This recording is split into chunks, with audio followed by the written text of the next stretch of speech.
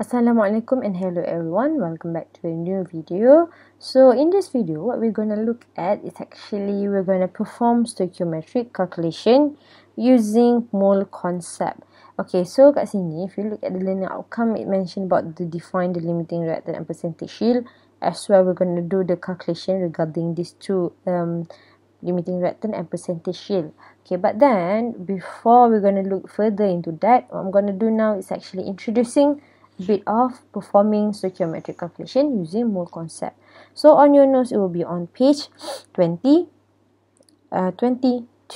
Okay, so here it mentioned that the stoichiometry is actually show the relationship between the quantity of reactant and products in a balanced chemical equation. Okay, so from our first chapter, from the first part of 1.3, we have learned about how to balance the chemical equation.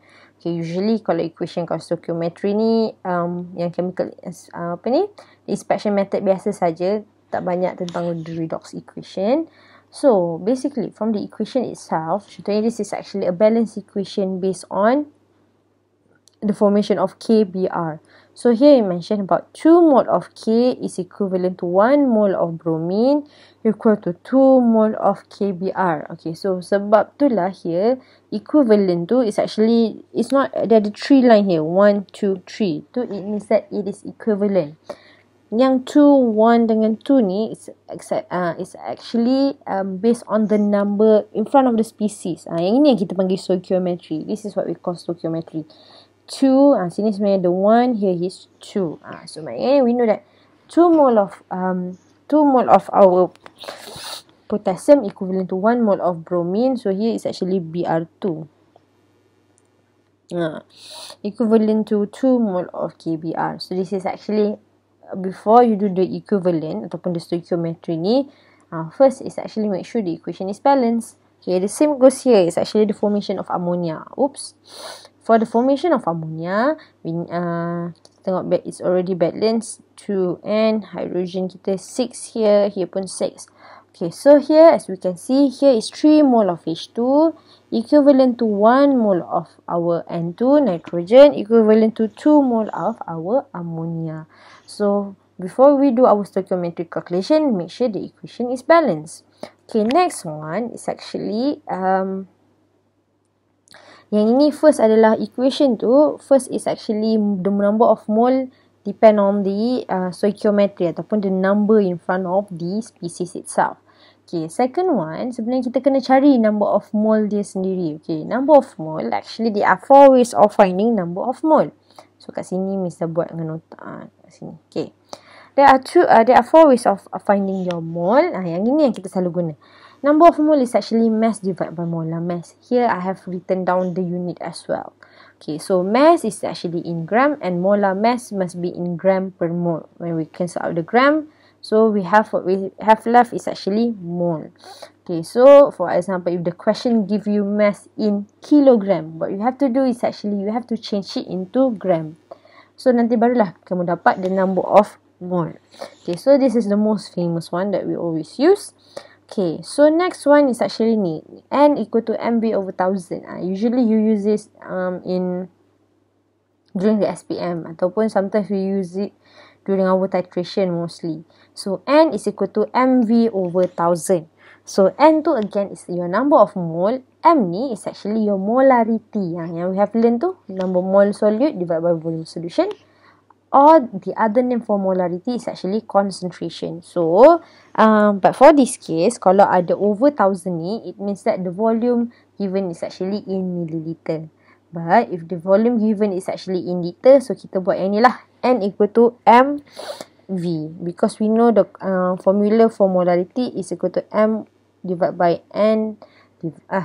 M is equal to N divided by V, where V is actually in liter.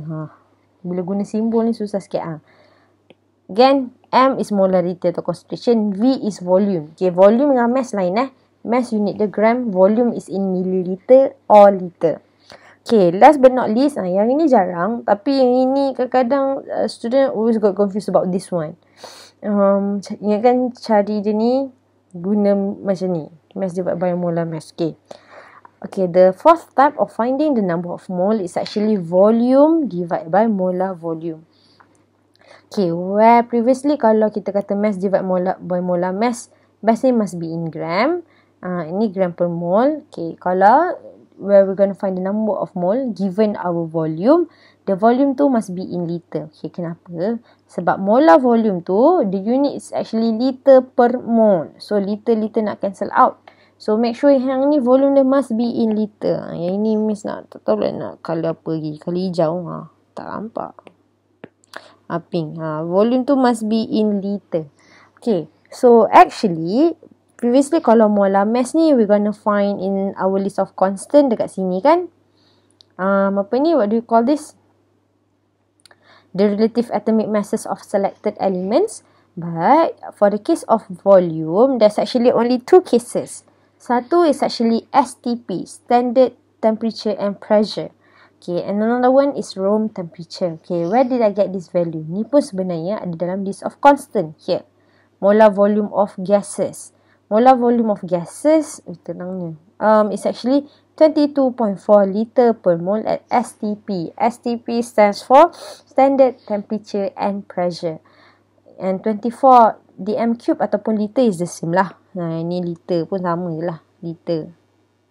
Liter per mole at room temperature. So again, this value you don't have to memorize. Is there in the list of constant. But what you have to memorize ataupun what you have to make sure of your calculation is that the volume must be in liter. Dekat sini must be in liter. Okay, so kita dah kenalkan how to do the stoichiometry based on the equation, and then pentingnya nak cari number of mole. Okay, next what we're going to look at is actually we're going to look at the example itself. Okay, so let's look for example number 1. Okay, now let's look here. So question number 1, how many moles of hydrochloric acid? So NHCl, what is the unknown kita, our X, and our N of zinc is actually 0.5 mole. Okay, so how do we do the calculation for stoichiometry? Okay, so first and foremost, determine which species that we're going to look at, which is zinc dengan HCl. So we're going to do the equivalent for these two species only. 1 mole of zinc equivalent to 2 mole of HCl, and then we know that mole of zinc is 0.5. How many mole of HCl? So this is actually we're going to find out through cross multiplication. Okay, yang ni quite straightforward. Sebab sebenarnya kalau nampak ratio pun boleh.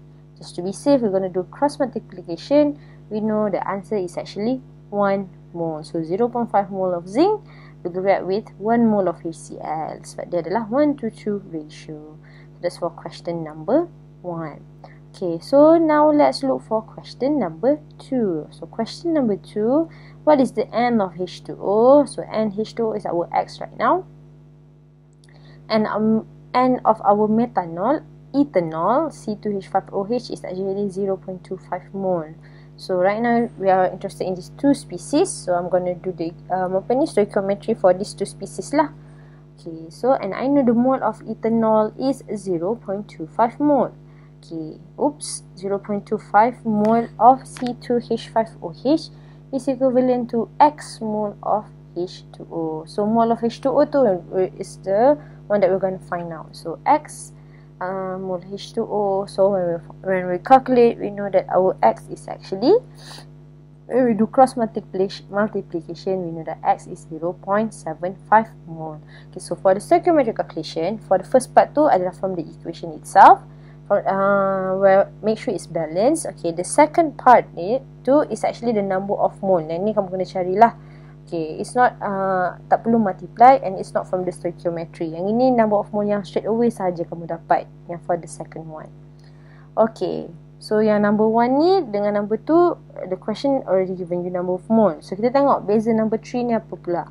Okay, so they ask the number of mole of HCl, but for this case around, dia hanya bagi here is gram, so it's not mole, it's actually the mass of zinc chloride. Zinc chloride is our ZnCl2. Kalau zinc adalah Zn, zinc chloride is ZnCl2. So the mass of zinc Cl2 is actually 20 gram. Okay, So we know for the calculation of stoichiometry, first is actually we have to do stoichiometry based on the equation itself. So 2 mole of HCl is equivalent to 1 mole of ZnCl2. Okay, so sekarang ni the second one is actually from our number of mole kita. Okay, yang ni unknown, HCl ni is our unknown, tapi number of mole of zinc chloride kita tak tahu kan, we only know the mass. So how we going to find out the number of mole? So make sure we change it to mole first. Macam mana? Yang ini kita dah selalu guna. The number of mole is actually, kalau menggunakan mass, number of mole is equal to mass divided by molar mass. Okay, so yang ini the molar mass is there on your list of constant. Yang ini mesti tuliskan awal-awal lah. 65.4 plus Cl2 to 35.5. So we got number of mole kita 0.1466 mole. So sekarang ni kita boleh masukkan lah, this is actually mole of ZnCl2. So the number of mole here is 0.1466 mole. So when we do cross multiplication, so we know that our mole is actually 0.29. Final answer baru we take 2 decimal places. Okay, so again that's for question number 3. Okay, so ingat first tu adalah from equation, number 2 is the number of mole. Number of mole kita kena carilah. Okay, number of mole tu there are 4 ways of finding it out. So tengoklah yang ini yang usually used for the calculation of N. Okay, so let's look for question number 4. Okay, yang ini panjang sikit.